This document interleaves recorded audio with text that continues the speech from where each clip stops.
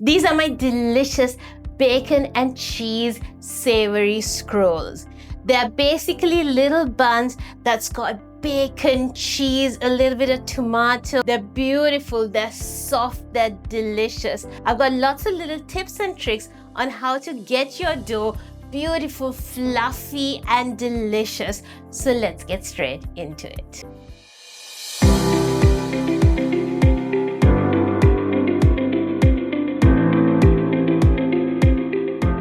To make our savory scrolls, we're starting off with some milk. I want to get this heated just until it's lukewarm, just so that it activates the yeast. Heat this on a low flame just until it's lukewarm. So it should feel lukewarm when you touch it. You don't want it any hotter than that because it will kill the yeast, and you don't want cold milk because it won't activate the yeast. So you need to get it to that perfect temperature where you can still touch it, you feel the warmth, but it's not hot. Into this, I am adding in some sugar just to help activate the yeast. This brings in a little bit of sweetness to our savory buns, just to kind of counteract that saltiness of the bacon, and it just adds a little element of flavor. So stir that into your milk so that the sugar has dissolved. And if by any chance you have overheated your milk and it feels quite warm when you touch it, just let it cool down for a couple of minutes until it's lukewarm before adding the yeast in. Add in the yeast. Sprinkle that in like this. And then give it a quick mix just to kind of combine the milk and the yeast. And then we just leave it like this for it to bloom. You should be immediately able to see it blooming like this. It kind of like frothing up, bubbling a little bit. And if it doesn't, that means your yeast is dead and you have to start again with some fresh yeast. So this is a good indicator. If it doesn't happen like this, then your bread or your buns or your dough will not rise beautifully. At this stage, it's crucial to make sure that your yeast is activated and blooming. Set this aside somewhere warm for it to fully bloom. While our yeast is blooming, add in your flour. I'm using bread flour for this. Into this, we're adding in half a teaspoon of salt. Now, it's important that the salt and the yeast don't touch each other immediately because that will also kill the yeast. Yeast is very, very temperamental, you guys. So mixing the salt into the flour and blooming the yeast separately is the best way to get a perfectly fluffy, beautifully risen dough. To this, I'm going in with some salted butter. So this has been sitting out of the fridge maybe for about 15-20 minutes. It's a really warm day today, so it's kind of come to room temperature. It's almost like melty. And then just use a fork and mix your butter and your flour together, just to kind of form almost like a slightly sandy consistency. Use a dough hook attachment for this. And once your yeast is nice and frothy like this, then it's ready to go. First, get this mixing maybe for about 2 minutes, just so that the butter, the flour, and the salt is evenly mixed through. Do this on a medium speed. And then we can start pouring in the milk and the yeast mixture a little at a time. Just let that mix through, and then we go in with the rest. Unlike what we do for cakes, where we add the egg a little at a time, let it mix in for a few minutes, then go in with the rest. We kind of add all of the milk in one go, just very slowly. And then we have to let this mix like this to nice and knead, maybe for about 5 to 7 minutes. And I'll show you the consistency that we are looking for in this dough. Okay, so this has been mixing now for about 5 minutes. This is how you check if your dough is kind of done. Take a piece of it, and when you're pulling it, pull it gently. But when you're pulling it, if it breaks apart like this, then the gluten has not developed and it's not kind of elasticy enough, so it has to mix for a little bit longer. Now, if you don't have a mixer like this and you're doing this by hand, it will take you much longer to get this consistency. So you really have to put in the elbow grease to get a nice stretchy dough. So when you pull this, you can see now it's a lot more elasticy. It doesn't come apart the way it did earlier.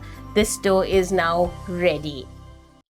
Lightly flour your work table, just very lightly, because you don't want to add too much extra flour into your dough. And now we're going to just knead this by hand for a minute or so, just to form it into a nice ball.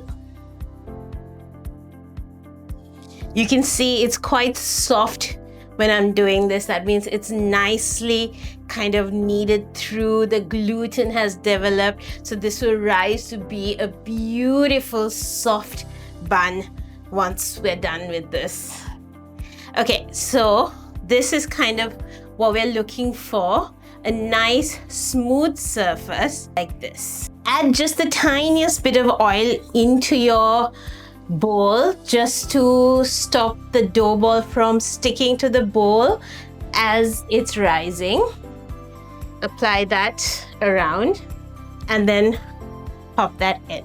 Cover this tightly with some cling film so that no air can get into this bowl. And then for good measure, I like to also put a duster over it, and then leave this somewhere warm for about 40 minutes until it has doubled in size. Now, if you live somewhere hot and humid like I do, it might be 30 to 40 minutes before this doubles in size. But if you live somewhere colder, it's winter, then you want to keep this somewhere warm, like a warm kitchen where the oven is kind of preheating, just so that the yeast gets nicely activated and the dough rises.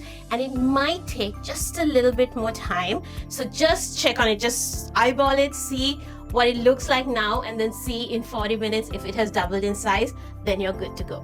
This has been resting now for 40 minutes. Ooh, it has nicely doubled in size. Look at that. Now comes my favorite part, punching this dough to degas it. Oh, look at that. This gives me so much pleasure, you guys. I don't understand why, but it's just so much fun to do.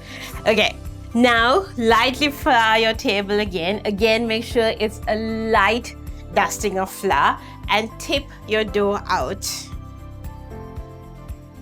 Perfect. I'm just gonna knead this just almost to bring it together. That's it, just 15 seconds. Nothing more than that. Flatten it out, lightly flour your surface again, because you don't want the dough sticking to your table. And then we roll this out. So when we're rolling, try to get it as much to a sort of rectangle shape as possible.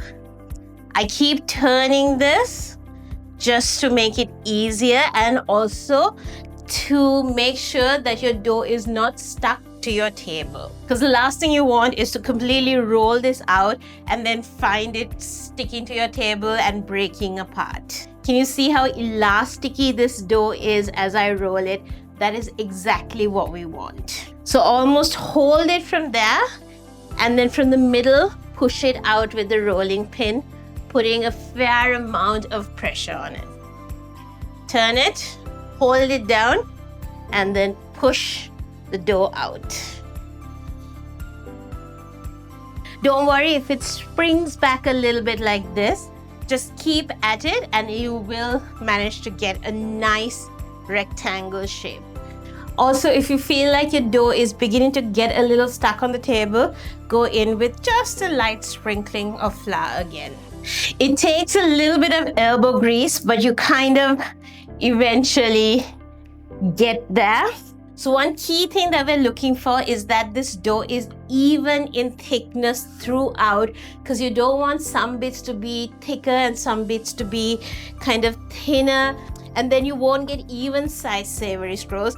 And that means when you're baking it, some of them are going to bake faster than the others. So you have some that are either overbaked or some that are undercooked. So you want them to be kind of similar size. You want this to become almost as rectangular as possible. So push it out to the corners from the middle so that your corners aren't too thick. Just a little like few things to think about when you are rolling this out. Honestly, this bit for me is the hardest bit of making these, just because you need to put in a fair amount of elbow grease to roll this out beautifully. Whew. Okay, so if I'm gonna measure this, now I usually eyeball it, but for you, I'll do some measuring. So this is about, yeah, just over 12 inches. That's okay, because we are trimming this a little bit. And then about 10 inches. So 12 inches in width and 10 inches in length. You know what I mean. So 12 by 10.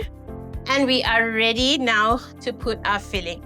So what I'm gonna do at this point, wrap this around your rolling pin, pick it up and flip it over. So kind of the uglier side is now facing up, so that when we roll it, the beautiful smooth side comes on top.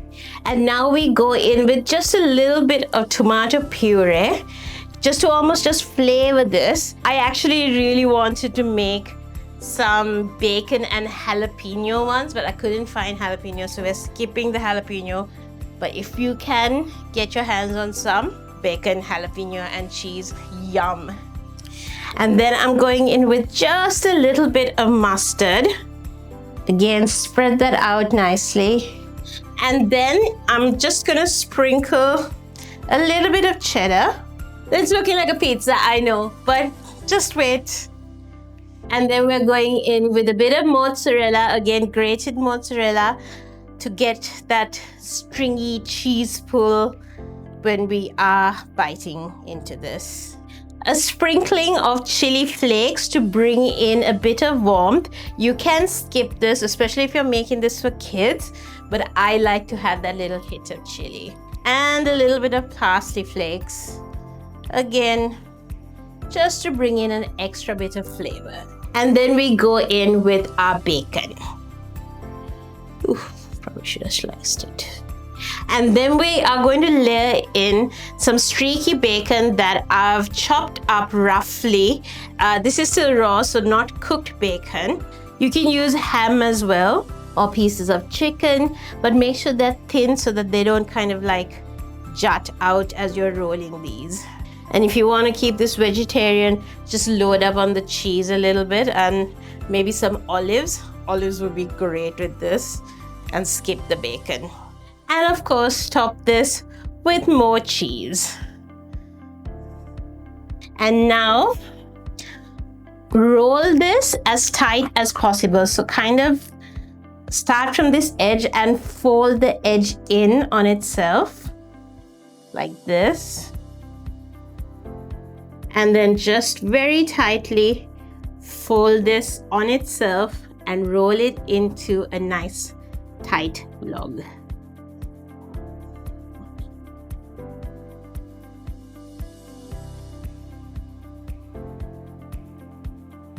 Make sure to kind of pull the corners a little bit, especially if it's shrunk a little, and then roll it on itself. So you have a nice log like this. Trim the edges off like that, so that you kind of get rid of the doughy bits and you're left with the filling filled bits. We're kind of aiming for about 1.5 inches per piece. So just mark that like this, and then go in with your sharp knife and slice into this. Look at that, beautiful. And if you feel like your knife is getting dirty, just wipe it down. I have a baking pan that I've lined with some baking paper just to make cleanup easier once these are baked, take these beautiful savory scrolls and pop them like this into this baking dish. So just arrange it like that, fairly close to each other. And then we cover this in cling film and leave this to rise again for about another 20 minutes before we bake this up. And while that is rising, preheat your oven to 180 degrees Celsius. This has now been sitting in a warm place for about 20 minutes. You can see that it has almost doubled in size, so it's ready to go into the oven. We have one little thing left to do before popping this in the oven. Get yourself an egg, yourself a fork, and whisk this up just to break the egg yolk. And then just glaze the top of these scrolls with the egg, just so that it bakes up beautiful golden and just glistening almost. And then pop this into the oven to bake up until it's beautiful and golden.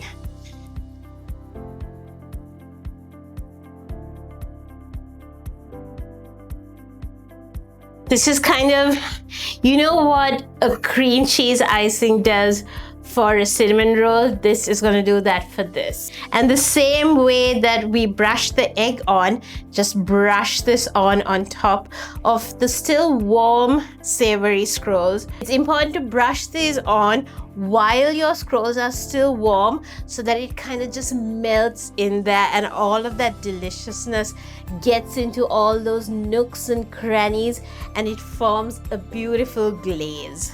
Look at this, it's so soft and beautiful. Oh, I can't wait to bite into this. Guys, it's almost like a pizza. It is so delicious. That bread is so soft. Like, oh my God, you would not believe. Wowza. Try these out at home, and if you're liking these videos and if you're liking these little tips and tricks that I'm sharing, please hit that subscribe button so that you don't miss out on any of these. Thank you so much for watching. See you in the next one. Bye.